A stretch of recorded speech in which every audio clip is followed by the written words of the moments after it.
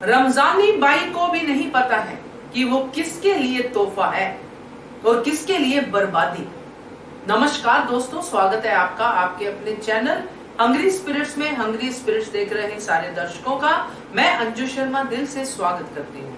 तो दोस्तों, रमजानी बाई के रूप में, एक नर्तकी के रूप में तोहफा मिला है माधो सिंह से खंडेराव को, और तोहफे खुशी देते हैं, इसीलिए तो तोहफे दिए जाते हैं। जीत पे तोहफा देना, किसी बच्चे के पास होने पे तोहफा देना, त्योहारों पे तोहफा देना, क्योंकि तोहफे खुशियां जाहिर करने का एक ढंग है। तो ये ढंग उस समय इस तरह से निभाया जाता था। और जैसे खंडेराव ने कहा कि हर राज्य का अपने एक उसूल होता है, ये सब बातें कही, तो सबसे पहले तो वो उसूल जो था वो यही था जो खंडेराव कहना चाहते थे कि महिला तोहफे के रूप में भी ऐसा हो, क्योंकि खुल के तो वो उसूल वो जो कहना चाह रहे थे खंडेराव वो सामने नहीं आए, मगर हो सकता है ऐसा हो। मगर यहाँ पे सवाल ये नहीं है, यहाँ पे सवाल ये है कि जो वाड़े की स्थिति है, जो मालवा की स्थिति है, जो घर के अंदर की राजनीति है, उसमें ये तोहफा किसके लिए है। रमजानी बाई एक जीता जागता इंसान तोहफे के रूप में आया है।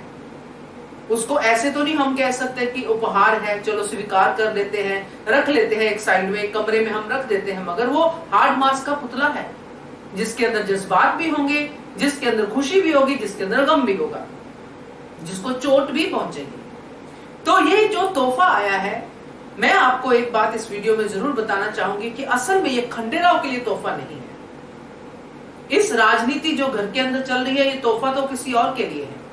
चलिए चर्चा करते हैं, मगर पहले वही गुजारिश, जिन्होंने अभी तक चैनल को सब्सक्राइब नहीं किया है कर लीजिए, साथ में दोस्तों बेल आइकन दबाइएगा ताकि आपको हमारे वीडियोस के नोटिफिकेशन मिलते रहे। जैसा कि मैंने कहा कि तोहफा मिलने से खुशी होती है, मगर यहाँ पे तो बहस हो रही है। खंडेराव की माँ यानी कि अक्का साहिब यानी कि गौतमा बाई साहिब समझा रही है अपने बेटे को कि ये तोहफा स्वीकार मत करो। खंडेराव कहते हैं कि ये तो अपमान हो जाएगा, जैसे कि तुक्कू जी ने कहा, बाकी लोगों ने कहा ये तो अपमान है, क्योंकि वो मेल समाज है, पुरुष समाज है, उनके लिए ये तोहफा आना बड़ी बात है। अब खंडेराव अकेले ये डिसीजन नहीं ले रहे हैं, बाकी लोगों से पूछ के लेना चाहते हैं, और उनको पता है कि बाकी लोग भी मना नहीं करेंगे।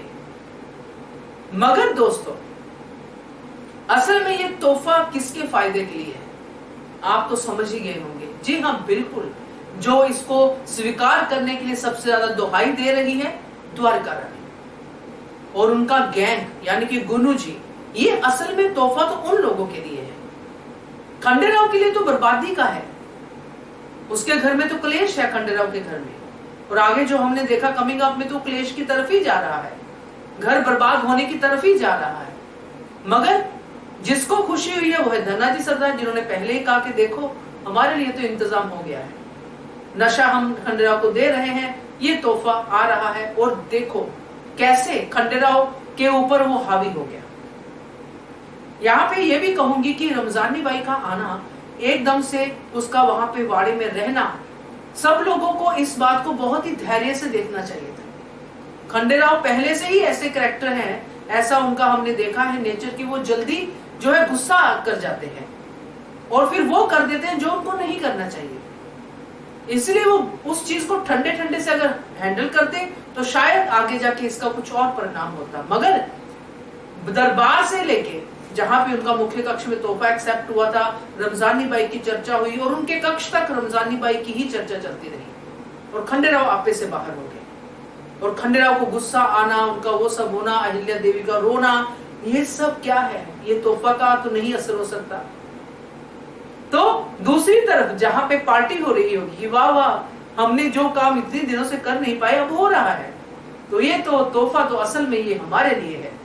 तो ये है दोस्तों इस तोहफे का असली राज। रमजानी बाई का असली राज ये है कि ये तोहफा असल में आया है गुन्नू जी, द्वारका और धनाजी सरदार के लिए।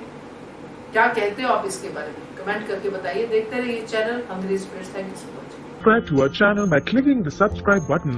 Click the bell button and enjoy the latest uploads from our channel.